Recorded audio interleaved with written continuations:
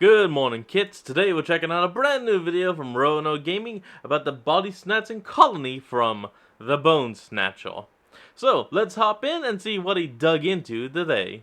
In the immortalized words of Damon Baird, humans are hardwired to react to things that scuttle, Nice and name. my god do I hate scuttling. As we have lived in many Spiders. areas as a species and continue Crabs. to, there has been a constant, unwanted shellfish. companion that even as we actively try to get rid of it, it just exists with us. An argument could be made that even after humanity has dominated the planet, we still must contend with one form of animal that no matter what other animals we drive away that appear much worse, this one is just a nuisance that just stays there and in some ways can actually still be deadly. Bugs. Insects have been around for a very long time, much longer than humans, much longer than primates, and much longer than mammals. Their almost as long as trees have been around. existence on this planet has persisted through cataclysms, tectonic shifts, the dinosaurs, rising and falling of sea levels, and regardless of what has taken out larger animals, insects have persisted, ranging in sizes and going all the way back to the Ordovician period over 480 million years ago when oxygen levels were around 14 to 24%,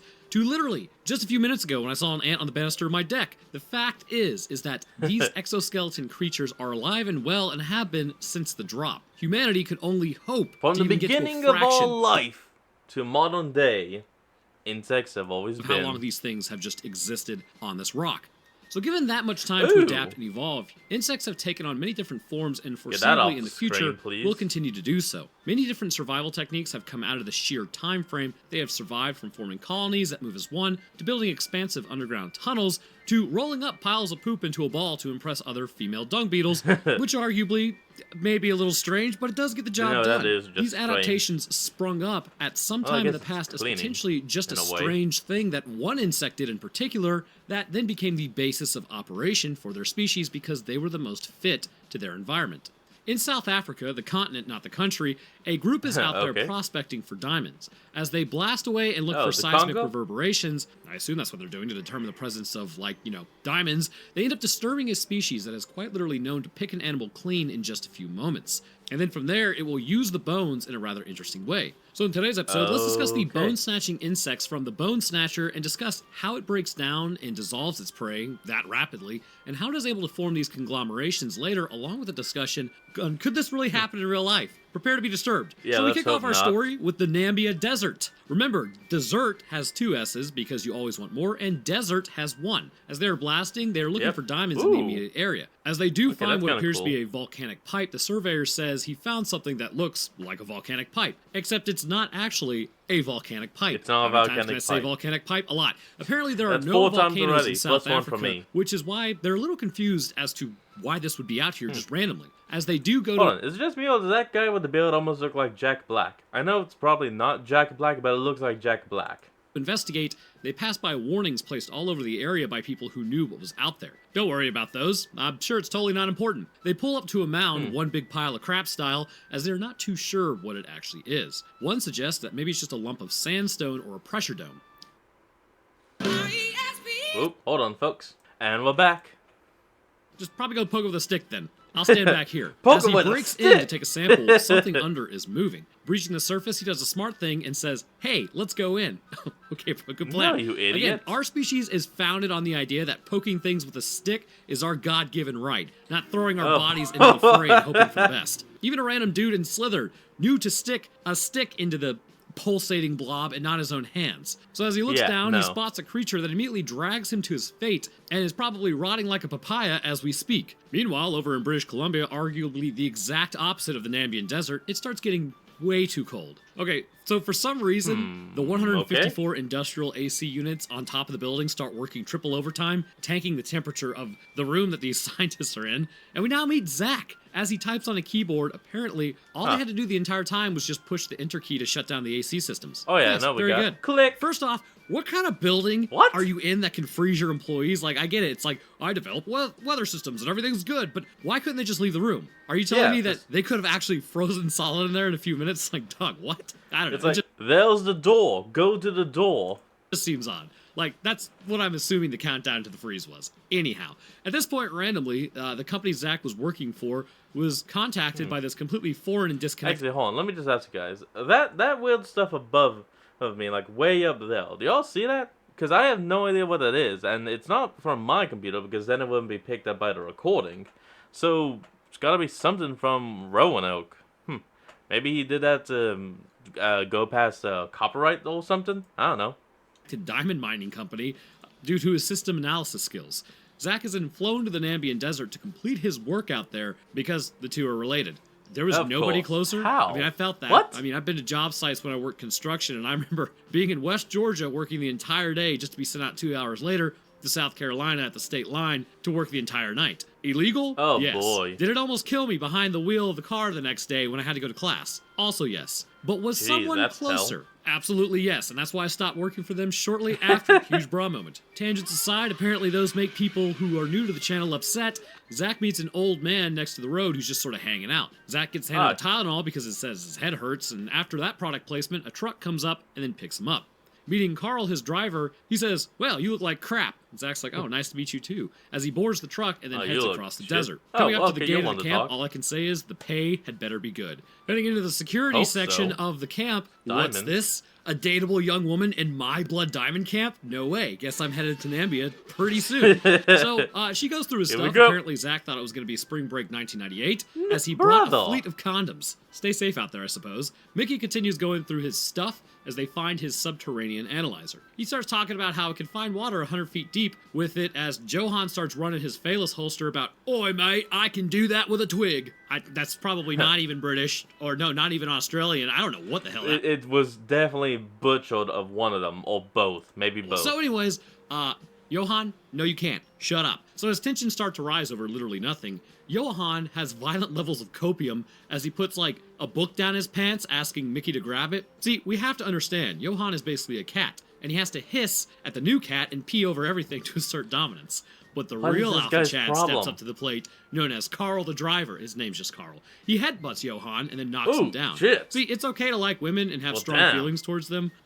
It's not okay to be a complete douche canoe and an absolute clown like Johan. As Mickey then walks out, she briefs him about how some of the prospectors went missing and they now have to go find them. I gotta tell you, I'd rather crap in my hands and clap than go through a desert for 16 hours with no AC in the back of a truck that is basically driving over open countryside. Now, if you gave me a 1996 third-gen 4Runner, which happens to be the best variant of 4Runner ever created, with a 3.4-liter engine of unbridled I-will-not-die ability, but it doesn't go very fast, might be a different story. That's pretty much the only thing I'd cross that much open land in, and it has nothing to do with anything, so we're gonna move on. So Mickey is straight up strapped along with the rest of the crew. Zach asks about it, and apparently they were attacked by rebels, and the last driver didn't make it. How they didn't see that coming in a wide open area such as this desert is beyond me. Unless they didn't have force multipliers with them in the first place, which... Oh, probably. Why? Like, even traveling across the U.S., I keep that thing on me. God damn it, Bob. Reality is humans are violent. We always have been.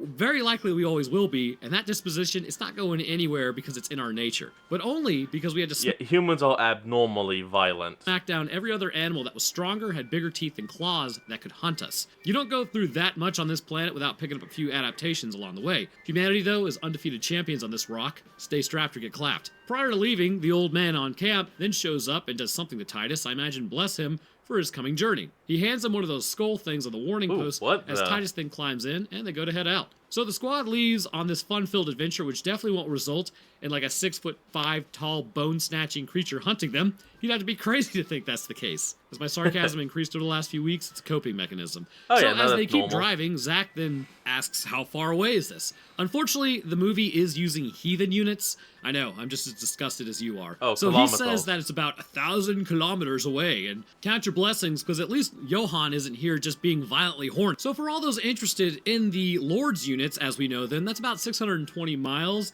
and if we really want to get technical here, that's about 1,092,960 bald eagles in height to their destination. Yes, I did the math, it was important. So as they roll through, well, there's not too much to look at, but luckily for them, they don't have to drive the full 1,092,960 bald eagles, as they find the truck is closer by. Approaching it, they find everyone has been picked clean and desiccated. But this only happened just a few hours ago. How could they have ended up in this condition that quickly? Now, as you may have imagined, this isn't the standard procedure. Typically, when you drop in the desert, there may be a few animals that end up picking at you at night, but rapidly your body will lose water, and you will essentially deflate. A case could be made that depending on the heat and relative humidity, that your bacteria like in your body wouldn't have enough time to actually eat you and bloat you under normal circumstances. And that's not across the board. Obviously, in higher temperatures and lower humidities, you can still... Yeah, I guess that's why you shrivel. Still bloat. You don't but because of this, your skin will essentially turn to leather pretty rapidly. However, what won't happen is you won't be reduced to a pile of meaty bones that quickly. If you run across something that can do that, at least go out in a funny pose that will confuse archaeologists in the future. So Carl assumes it's a murder, and that Harvey is responsible because he's the only body not accounted for. Carl, it's an insect monster killing people! On the other hey, how did that get out Titus then calls out and finds footprints in the sand leaving the area. They then follow them, and it switches from bipedal to quadrupedal prints. It's a little strange, but not unheard of for an animal to do this. Zach then holds up his reader as they find warning posts all around. Titus is concerned, and everyone else wonders, like, why there's a bunch of dead trees here.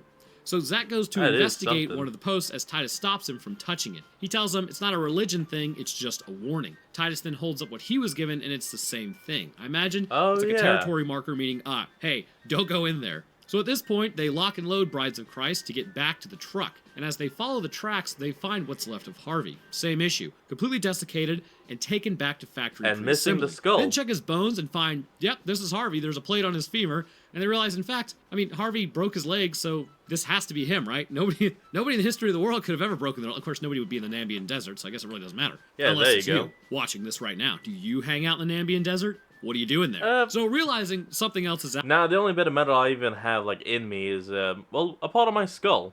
So if they were to, take my skull, you wouldn't be able to tell it was me. Out there, they are called back to camp to refuel the truck, which is weird, right? Because weren't they just gonna go casually drive 1,092,690 bald eagles? Like, let's assume they were driving at 62.5 kilometers per hour, or around 38.8 miles per hour. It looks like they've only driven for probably, 6 hours? Meaning, they've really only got about 232.8 miles, or 374.6, assuming they didn't stop for anything.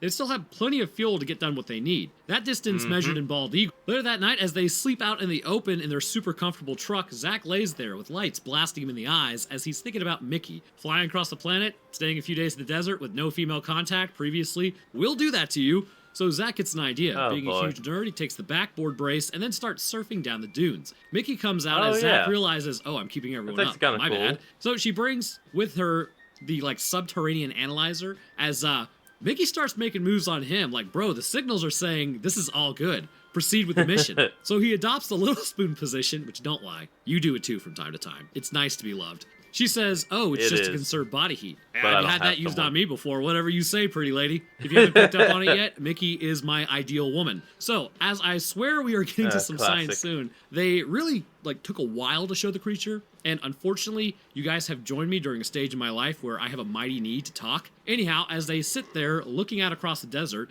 they discuss Mickey's brief thing in the past with one of the guys. I wasn't really listening. I think it was Carl. Oh, really? But it's pretty bad. I'm the guy explaining the movie to you. I should probably have listened to that. But anyways, Zach says he's busy as he designs extreme survival systems, so I simply don't have time to spend with a woman. Good God, what a giga Chad. So anyways, Mickey then walks back to the truck as he struck out with that one, as Zach's analyzer starts spazzing out. And as he looks around, the creature walks up on him. Bro, what is that? He then runs to the truck and tells everyone something is out there. Mickey looks out and realizes the bones from earlier are gone, so at a minimum, something had to collect those. Harvey is now missing. They accuse Zach of taking the bones, which is it's a safe conclusion, but Mickey was out there spooning with them for a little while, and they were just it's not likely that he was capable of pulling that maneuver off so quickly, unless he just grabbed him and threw him. He's like, this will be fun. But so they ask Zach what's going on, and how is he supposed to know? So much for science, am I right? Their words, not mine. I don't know. Titus now knows what's up, though. Tokolash, as he keeps saying. They discuss it and call it the Sand Mother. She drinks the life from your bones of, anything living, and despite that sounding like a great time, no thank you. They now find footprints again, as the driver says, we'll leave in 20 minutes because it's nighttime. Bro, what? Does this thing not have lights on it? The next morning, we clearly see this thing has lights on it, and the driver's just a bit of a stubborn mule type of personality person. Following the footsteps 20 minutes later, they come up over a ridge as Kurt spots it through the scope. Looking at it, it definitely does look like Bigfoot to a degree. Carl's able to get a shot off on it as it turns around, and they find it's just a pile of bones. Looking much less mobile than previously, actually. Nobody's really sure at this point what is going on, but they take the bones and find previous surgery from those bones. This is Harvey. So Carl seems to have an issue with Titus naming this thing. Zach asks Titus what it actually is, and he calls it Isekulu, I believe is how it's pronounced. flesh that disappears and bones that walks. This indicates, however, this thing functions and is a known to the locals, but this would mean that it's been in this area for quite some time, enough time to inspire legends.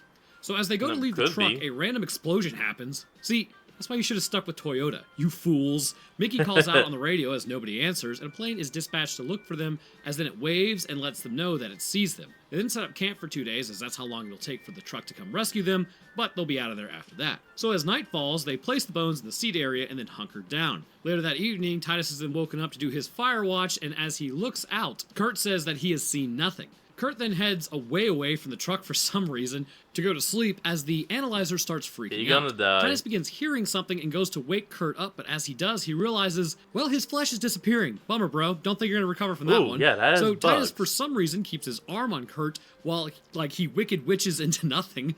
Of course, you typically do not want to hold on to the guy that is currently melting, as that could spread, especially if you don't know what's causing it. Yeah, oh, look at that. It's spreading. All the meat begins to be eaten off Titus's arm as well. Oh, damn. Hold on, we'll be right back. And we're back. Then takes a pot shot at it, and that's not going to do anything. I mean, he's made of ants at this point. The best thing that you could have done is probably take out Kurt, who's currently feeling like every nerve in his body is on fire. So it becomes rapidly apparent that they aren't even sure how to take this thing out, because they're basically ants, which is interesting. So let's discuss the flesh melting, at least for a moment. And don't click off and be a giant nerd because I start talking about science. So as you may or may not know, ants have several different tools at their disposal, depending on the species, that allows them to kind of break down the barriers of a prey species. Now typically this is going to involve something like another insect with a tough exoskeleton. In order to take down prey that is much stronger or larger than them, one of the tools that they have are their sheer numbers and the ability to work together. Being a eusocial species, their ability to cooperate and coordinate with one another even outclasses humanity's ability to work together. So for your information on what a eusocial species actually even is, they live in a perennial colony with overlapping generations, cooperative care of the brood, and crucially, reproductive division of labor, such that most colony members belong to like a non-reproductive worker caste. Along with this ability, ants typically have many attacks at their beck and call, depending. That's why only the queen can lay eggs, because if all the others could, well, the colony would pretty much starve to death. On the type of environment that they're living in. Now, I'm not an entomologist, but I do know a thing or two about biology in general, and some forms of ants possess they possess stingers that can inject venom into their prey. Now, for insects that are the same size as them, or even slightly bigger, this is a death sentence. This will cause cells the venom comes into contact with to rupture and undergo apoptosis, with several stings coming from several ants. This can quickly overwhelm larger animals as well. Humans frequently come into contact with ants, and you may be thinking, oh, I'm being bitten. Well, yeah, you're being bitten, but mostly you're being stung. And this can actually lead to an allergic reaction in the body, causing anaphylaxis if you aren't. Yeah, fun fact. When ants bite you, they actually aren't doing much. All they really do is just like pinch the skin and lift it, and then they just jab you with their stinger. That's what you actually feel. So, I don't know why we say, we were bitten by an ant when in actuality we were stung by them. I guess we just don't think about that. Lucky. And let's say you do go in anaphylaxis. If you are alone and drop on this ant pile or anywhere near it, it is highly likely that if nobody finds you in the ensuing months, you will be picked absolutely clean by the colony.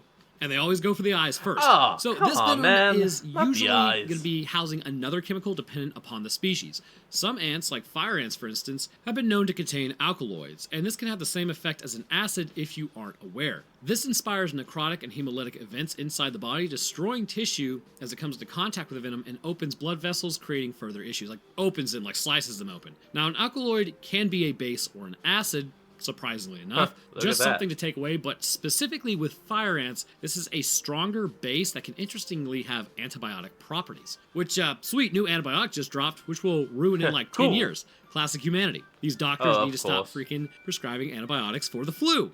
So now the other forms, known for actually its body melting capabilities, is something everyone is familiar with, and that's just an acid. Just know that bases, when strong enough, can absolutely melt your meat suit, as well as just cause cell death on a massive scale. But formic acid is a component that many ants will contain within their venom that they inject. This is a double-pronged issue for the body dealing with this. First, the venom itself is wreaking havoc on cellular communication and functionality due to it disrupting cell function. Along with this, acids will actually denature enzymes and proteins alike, resulting in, you guessed it, cellular death, disruptive signals to one another, and creating a toxic environment for immune cells to enter and try to destroy the threat. Because even once the acid is neutralized, you still actually have like a damaged area of the body, which then bacteria can get to you, and that's not good either. So while this is happening, the nerve cells would be under attack, as they would then have to yell to the next nerve cell, hey, report to the giant nerd upstairs that I'm in constant pain, and I'm about to die, which this process will continue for several hours.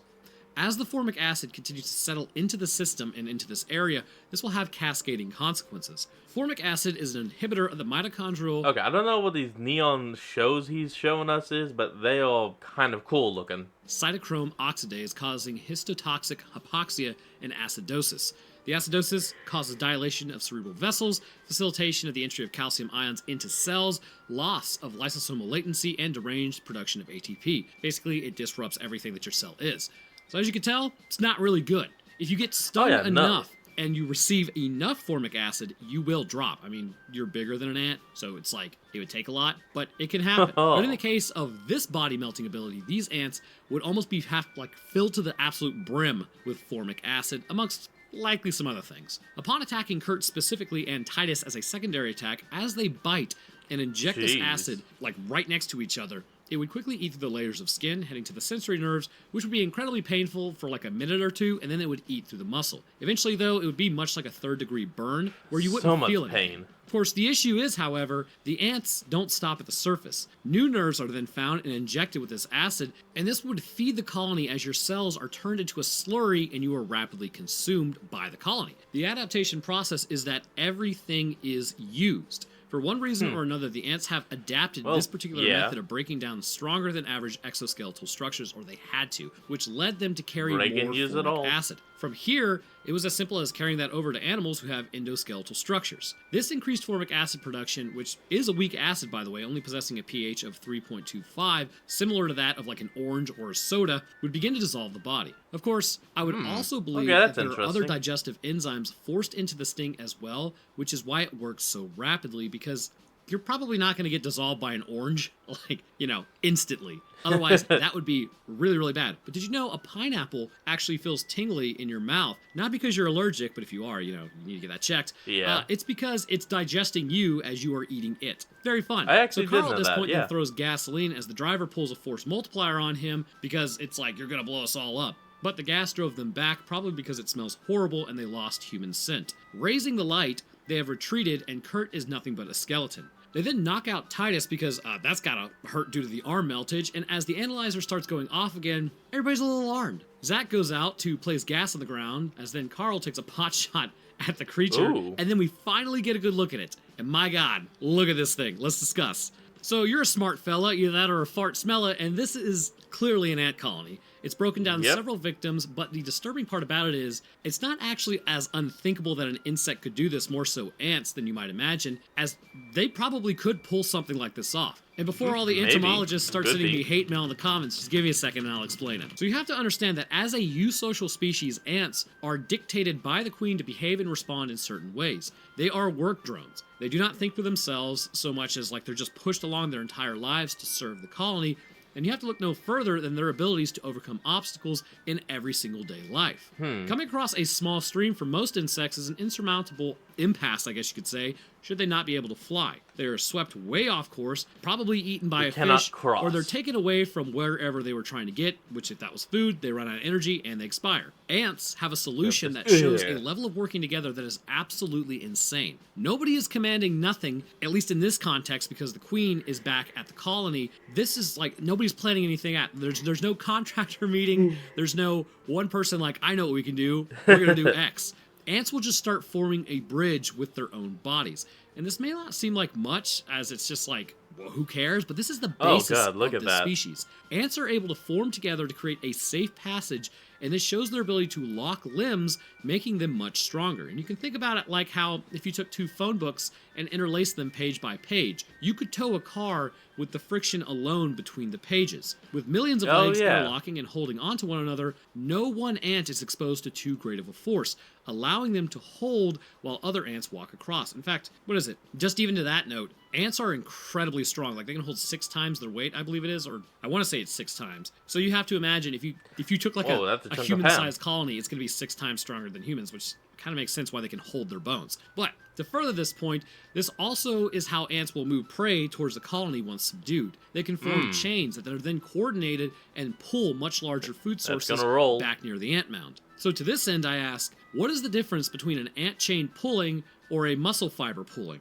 Functionally, there is none. If you extrapolate that out to like several chains of ants all pulling in the same direction at the same size as a bridge with the same goal, you would now have something that would resemble actual muscle on any other animal. By using skeletal biomechanics, an already intrinsically known function of ants, you can begin to see how this species is able to pilot bone mechs. By doing this, while it uses energy, the ground covered would be much more than they could do. You know, I like this thing, but I don't like how it has a metal skull to be part of its skull. Walking across alone. That's the only and this thing. gives them an evolutionary advantage over other species of ants or even anything running around, which is why it would form in the first place. The form it takes on really has nothing to do with like what it wants. It's really just about the animal that it takes out. It looks human because it's using human skeletons, and the bones must fit and operate in a way that would have operated normally in a person's life. Let's say a coyote was attacked. I'm not even sure if there are coyotes in South Africa, but if any other animal was attacked... Yeah, if you remember earlier, they said something about being quadrupedal, so it would have had to be some kind of beast. Hold on, folks, we're going to be right back. And we're back. The ants would look like a coyote. They operate as the muscle, and by using the skeleton as a basis for the movement, and even in the same ranges of movement, they're able to cover an area much faster than they would normally. And this is a literal slap skeleton, the ant colony used to ride these babies for miles moment. But this coordination would require much more than the average intelligence of a queen ant. Something would have to change for them to be able to coordinate to this level and higher thinking, and this involves tool usage, which we will get there in a moment. So somehow this causes a fight between Carl and Zach. Carl, settle down, bro. I actually like you. Just take a breath. You are freaking out, man. Zach says that there's a system at work and I need to figure it out so I can stop it. And then Titus now starts convulsing, saying Sandmother, as they discuss what this thing even is. So they decide their best chance is those that want to go ahead and hike out there. Magda, the driver, is going to stay there with Titus, and with that thing like super close by, alright. Like, all I'm saying is, I know the dashboard is fried on that old truck. Like, go under the dash, rip out the wires associated with the ignition, and connect the ignition wire to the battery wire, and then tap the starter wire to the battery wire. This is a life or death scenario. Start connecting things until you get the truck to start. You'd see me tearing apart that thing in a heartbeat. Also, don't steal a car with that information. Don't be a nerd. It's harder to take cars than you think. I'm just saying, if you're going to be eaten by an ant colony, that would be the move. So, heading into the desert, it's my nightmare, walking in hot sand. No thanks. Zach gets a reading, and the analyzer determines the acidity as well. He then places it on the ground and finds the ants have formic acid, as discussed earlier, which is pretty standard for ants. But before they can conclude what they were talking about, a sandstorm begins blowing in, making things 16 times the more fun. Oh, great. Having hidden in the sand, they emerge relatively unscathed, as they realize the fuel is almost empty and the analyzer is also broke. Not really sure why the fuel thing is, like, concerning. They should have known that to begin with, right? They were holding it. But continuing on, as they decide to stop for the night, Zach covers the surrounding area in what was left of the gas to cover up their scent to keep away the ants. He holds hands with... Okay, hold on. Just also, how much of that stuff did he use, you know, the previous night? Because, you know, he was pretty much about to use, what, 90% of the whole container just for one body? For the night, as does Carl. Let's all hold hands before we get eaten. Zach starts listening as Mickey says grains of sand rolling against each other create this moaning noise in the desert at night. But there was no wind. So what was creating the moaning noise? Well, you should have looked up because Big Papa has returned. Looking out, they spot the creature has already followed them out there, and as it crawls along, good lord, it's got Magda's face. Again, this shows how quickly these ants can cover ground once actually taking over a human. But you have to ask yourself, why keep the face? I believe there has to be some sort of localized intelligence, like a conduit ant, that will kind of pilot everything. Like an officer in the field, due to the sandstorm, the face would have been kept intact to deal with the environment, seeing as we have not seen this happen before. This would block damage and potentially stop from having the officer ant, as it is, put at risk. This ant exists for the sole purpose of directing colonies that are currently inhabiting the skeleton by relaying scent-based orders from the queen ant. And these are going to be like any of like the soldier ants who protect the worker ants as they forage, just another usable class of ant. So it Yeah, sends the out a high group levels. of ants touching the gasoline as then it crawls at them, faking us out because it just kind of disappears afterwards. And this is likely due to the fact that it can't get their scent due to the smell of gas, so it doesn't even know that they're there. The next morning, the group is still alive as they hear the radio. It's the prospector's truck. They find a collapsed section of the dome from earlier, and they know these ants are everywhere, so they crawl into the hidey hole because there's no way ants could be in there, right? While tempting fate, they find a nursery in there, and as we all know, the Sandmother are ants, and the only good bug is a dead bug. Zach says that they use the bones as a sort of structure and then pilot them like a bone man. No, hold on. Why the heck does it have a nursery? Which arguably, it's pretty metal. You know, because calcium's a metal. Also, luckily, Johan is here. Thank God. Zach says they've had hundreds of millions of years to adapt like this, and then they are called back to the surface by Johan. Getting out, Johan pulls a force multiplier on all of them, assuming they've done all this. Johan just hates everyone. He doesn't care. They're then handcuffed in the back of the truck as Carl breaks through the back window as they drive away, and then knocks him out. Then they handcuff him to the back and plan to go after the Queen. Zach says that it's looking for a camp somewhere where it can set up a new colony. And to be honest with you, I'm not sure how he came to that conclusion. Potentially because I guess the nursery was abandoned, which once a colony does that, they only do that after securing their young, so finding no young, that's the thing that makes sense. They realize, that there's a mine nearby that very likely that's where it's going to go set up shop. And as they get to the mine, what luck, the cameraman happens to pan by it. They leave Johan in the back hilariously as they bring in some nitroglycerin to blow the place. And if you're wondering why they only are bringing like a little bit of this stuff, if you threw that vial at the creature, the entire ant colony would be vaporized and completely shreked by this amount. Also, a Flammenwerfer would work extremely well to this point too, or maybe some raid. Nitroglycerin, the stuff is pretty unstable. If you drop it, it explodes. So, getting the lights turned on, they now at least have the ability to see, as Zach says they need to go below where the nest is buried. As they walk around, clearly this thing is in there with them. Carl then spots the conglomeration as it runs away, indicating a potential collective intelligence, which let's discuss. All right, we're about to get to see this thing that is baiting Carl quite easily, and this intelligence is beyond what we could expect from a normal colony. But with this idea, we have to apply what we already know, much like how all ants in the colony, they're clearly taking over roles just to a larger degree. The worker ants become the muscle, and the bone becomes, well, the bone. The central intelligence dictating the movement of the colony is going to be the Queen, but the Queen at some point had to become intelligent, and I think I know why. Given the hostile environment, truly, only the strongest would survive, just like every Halo montage from 2008 would have you believe. So it wouldn't be an accident that the colony who exhibited new traits and more forward thinking would be able to survive such an environment. And to this end, it started simple enough, just an increased ability to coordinate in a desert. But as the species had to overcome new trials and succeeded and continue eating and surviving, traits of intellect would become more important, and this would begin building in the species. Sort of like how humans have gotten more intelligent according to the theory of evolution, except for like maybe the last 50 years we've gotten really stupid. Yeah, so too did this species, except they didn't get stupid. All to contend better. And you know what, I wouldn't say we've gotten stupid. People are just making worse decisions. So as the Queen gained this intellect... you're right about that. Humanity has not gotten more stupid. We just have a lot more people making dumber decisions for us as a collective.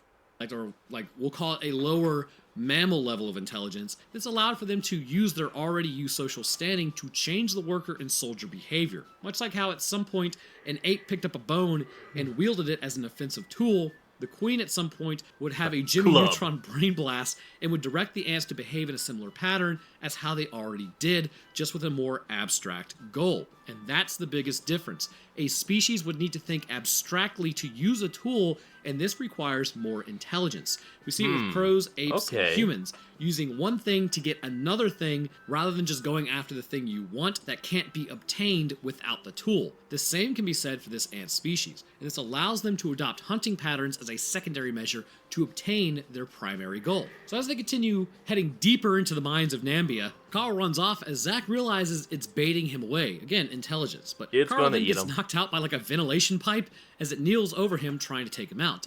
Zach then lets off a few shots as the thing starts giving chase. He out-jukes it, sending it careening below because after all, it's just a pile of ants. You can't not get out-juked by humanity. And then Carl approaches the hole as it grabs him. Unfortunately, the ants are still able to hold on to things. So they try to hold on to him as then he pulls out the nitroglycerin and then kind of just like lets go. Falling below, the ensuing explosion takes him and the creatures out as what they find next is the other part of the colony. The brain of the nest sits there pulsating as Zack does a smart thing and stabs it before all the other ants can overwhelm them.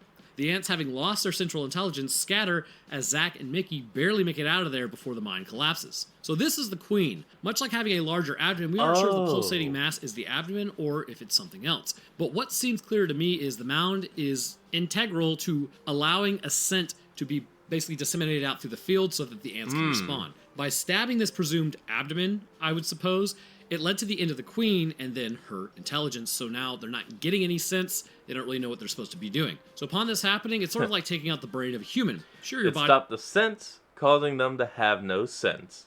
It can operate for a while, but without direct intervention, the body will die. And this is the fate of the ant colony. As Mickey approaches the truck, she finds Johan has been eaten. Knew it. Whoops. Called it. Meanwhile, back over the camp, at the conclusion of this thing, here we go. Mickey comes out in a sundress because the sun's out, and Zack is rocking the long sleeve shirt under short sleeve shirt under long sleeve shirt look with a wooden necklace. My God, I remember this. I remember wearing this. I'm starting to feel like one of those skeletons at this point, so let's move on. So as they have a talk, Zack says, I'm not going to be around anymore. They share a moment of how he can't hang out because it's a big world and he's not ready to settle down. I mean, I get it. It is what it is. So he kisses her almost incorrectly at first. Like if you watch, he kind of forgets the position of the camera and then changes it so he can kiss her and it can be shown on camera. They kept that in there for some reason. I don't know why. But she gets in her taxi as they load a box in the back of the truck, and Mickey wants him to leave with her, but Zack says, no, I'm still needed in the desert at Camp C, so I can't go. Bro, I'd be leaving this place so fast, but I guess, it pays, so. Meanwhile, in the box, however, the Ant Queen is still in there. So I'm not really sure why he did that. Maybe to infect another part of the planet. Scientific research. Maybe the long sleeve shorts under short sleeve shirts in the desert denotes evil. There's really no telling. But thus concludes Bone Snatcher. But anyhow, I want to thank you guys for watching. I have no idea why anyone would want to kidnap or take one of those little queens because... yeah, that's just going to cause more problems. Like, imagine that happening in the city. I've been getting kind of screwed by the algorithm lately. It's that time of year. Every YouTuber's getting screwed in the month of July or January. It just happens. So if you want to leave a like or comment, or both, that would be baller of you. I'll drop my Twitter, Discord, Patreon, Roanoke Tales channel link, and merch shop links in the description for all those interested. And speaking of patrons, I'd like to thank mine real quick. First, huge thank... Alright, that's going to be the end of today's video. So if y'all enjoyed that, remember to like, comment, and subscribe for more. Link to the original will be in the description below, and I'll see all you folks next time when we flick on. Peace out.